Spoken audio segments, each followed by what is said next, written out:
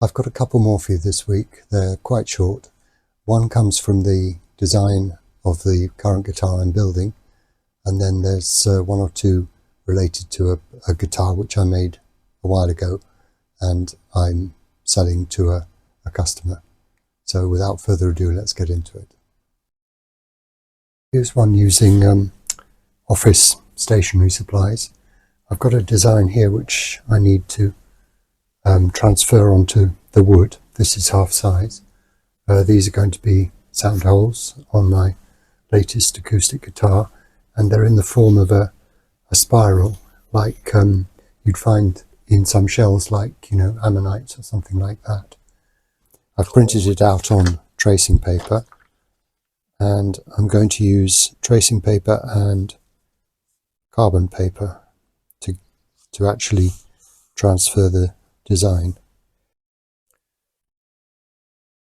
So you can see I've already done it on this side.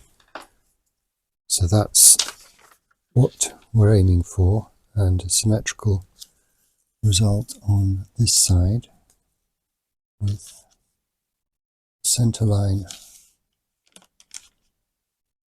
lined up and the height correct.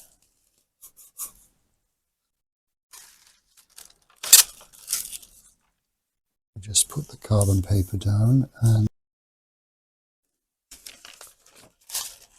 there we have two symmetrical curves. I've got one of my parlour guitars here which I built a few years ago, and it's been sold. So before delivering it to the customer, or in fact the customer's coming to pick it up, I'm just going over it and giving it a bit of a polish and stuff. And one of the things I'm doing is conditioning the fretboard. And for some years now I've used this butcher block conditioner, which I bought in the US, but I'm sure that, you know, similar things exist everywhere. And I mean, this is basically a lifetime supply. It works really well for any hardwood, I think. And you just apply, you know, in the usual way.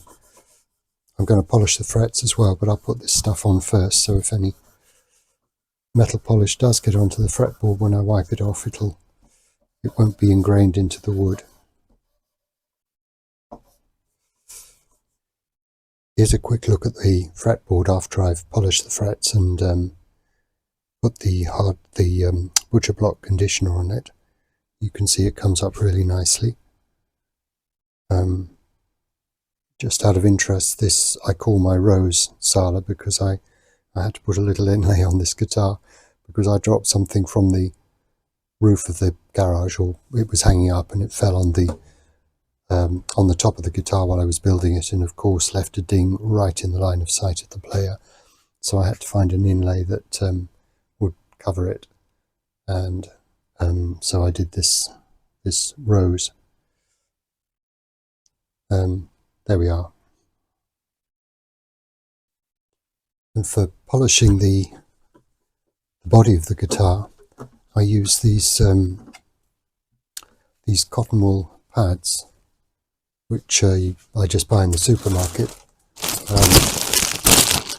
Just soft cotton. What's really good about them is that they are very, very soft. They don't leave any scratches anywhere, and they don't leave lint either. I mean, if you catch them on a bit of, you know, sticking out fret end or something, then of course they'll tear and leave a bit, but just in the normal run of things, they don't leave any lint behind. So one to put the polish on and one to take it off, and they work really well.